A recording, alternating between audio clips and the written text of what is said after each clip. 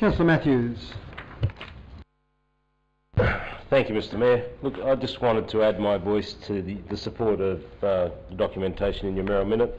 It's a workshop document that all councillors unanimously agree with, I'm sure. I just want to touch on a couple of things that haven't been said by other councillors. I ran a calculator over the savings that the IPARD report have projected, and if you just simply extrapolate today's budget out over 20 years, not allowing for any increase, you come up with almost a $2 billion budget over 20 years, of which they expect us to save 32 million. That works out at 0.016, or just on 1.5% of the total budget, which anyone that does anything with budgets would want to be giving yourself a little bit more leeway than 1.5%. Of costing.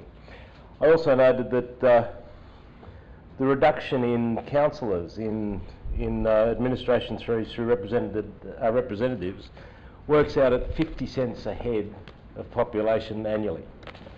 So these aren't earth-changing savings.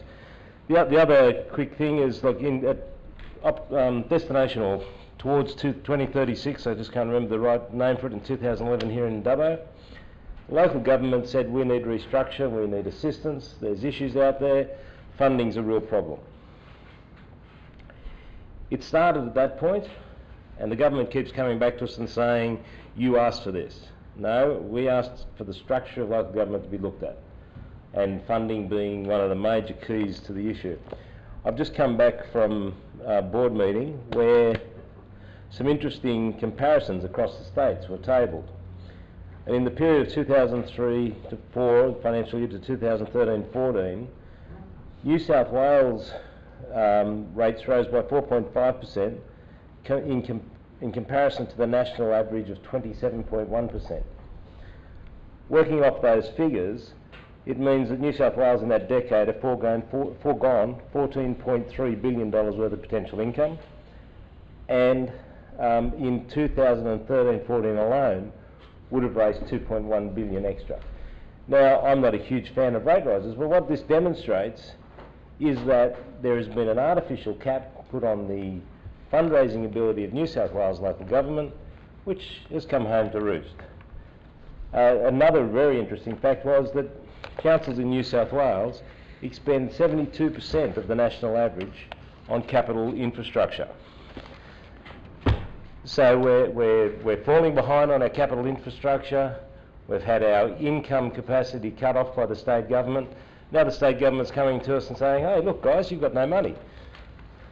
Doesn't take Einstein to figure out how that happened. So what I say is amalgamation, it doesn't fix the fundamental issue, and the fundamental issue is one of funding, and it's one of allowing councils and communities that are mature enough to rate in a way that covers the services that that community wants. And that doesn't mean every community has to have huge rates and lots of services. So some communities, like Wellington, have decided to keep the rates down and accept the lesser level of service. But as soon as they're amalgamated, they're going to want a council-wide level of service, and it won't be the lesser one. So it'll be a huge increase in cost, huge increase in rates for Wellington, and a real redistribution of any of the capacity from Dubbo to Wellington, which will mean that it's just another state government cost shift.